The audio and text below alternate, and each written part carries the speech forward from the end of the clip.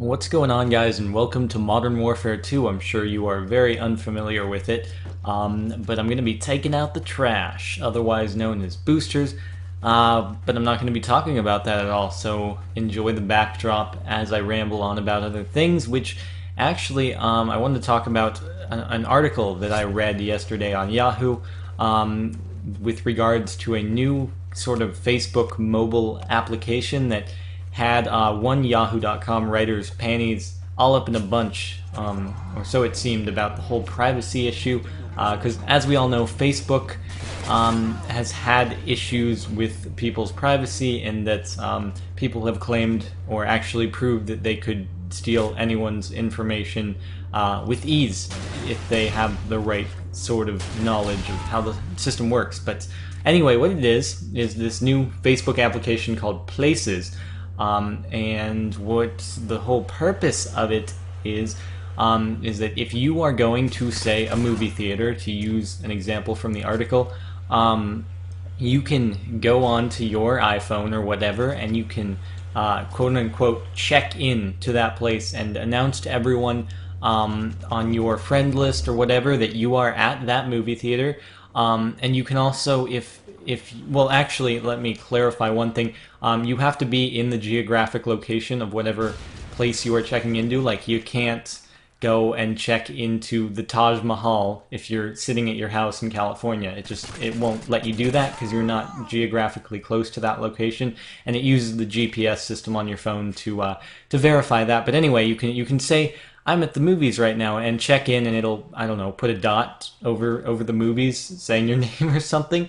But the whole privacy issue was that you can also check in your friends. So if you're going to the movies with Jack and Jill, you can say, hey, I'm at the movies with Jack and Jill, and it'll pop up both their names as well over the movie theater location. And aside from the fact that it announces it to your friend list or whatever on Facebook, apparently it also will announce it to other Facebook Places users in that general vicinity at that movie theater as well. So I guess people's concern is that random people can see, okay, this person is also at the movie theater with me, which I personally don't see the whole concern in the rapists trying to get everybody out there.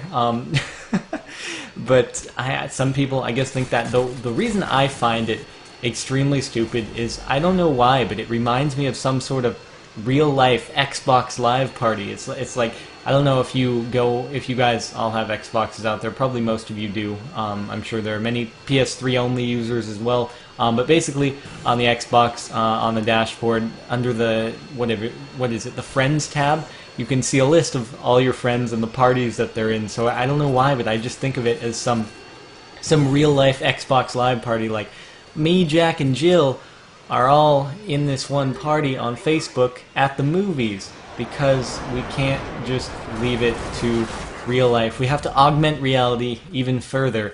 And I guess I just picture it as another way for Facebook to perhaps ruin your marriage, in that I don't know, you always see in movies and TV shows, I'm not married, I would not have first-hand experience with this, but it's like, I don't know, you and your buddy Jack, as I keep using that name, are planning on going and doing something which your wife doesn't fully approve of. I don't know, going to a shooting range or something, to stay in the spirit of Modern Warfare 2, but you say, hey, sweetie, I'm actually gonna go and, I don't know, do a more sensitive activity. I'm gonna learn knitting. But then you go to the shooting range, and Jack logs both of you into Facebook Places, and your wife just happens to go on to Facebook at that time, and it says, oh, my husband is at the shooting range. And you arrive back home after a fun time at the shooting range to an angry woman. And I don't know, Facebook has just ruined another marriage, apparently. I don't even know where that came from, but still, I just think the whole idea is kind of silly. I'm sure people will use it, it'll become a fad or something. But anyway, that's about all I wanted to talk about on that subject. Also, just a quick note, YouTube has finally managed to fix another thing that wasn't broken. in that I'm sure you guys have noticed the whole account management message inbox system has been updated and disimproved, in that now all messages in your inbox, regardless of whether or not you've read them, will appear grayed out. So I've made an attempt up to this point to read every single message I get and respond if it is something worthwhile. But I've basically now, thanks to Google, gotten over that very quickly. So if you send me a worthwhile message and I don't respond, blame Google, because I don't know if I've read it or not. But anyway, I also wanted to take this time to talk about, well, actually do something I've never done before, but I wanted to do this time, which is talk about a couple of other lovely commentators out there who I think you guys might enjoy watching if you enjoy my stuff. They're really laid back, and so the first of the two goes by the name Miller Lightweight, which I think is a very clever, pleasant play on words. Miller Lite obviously being a beer, and lightweight obviously being someone who is intolerant of too much alcohol or gets drunk very easily. So props to you on the clever wordplay.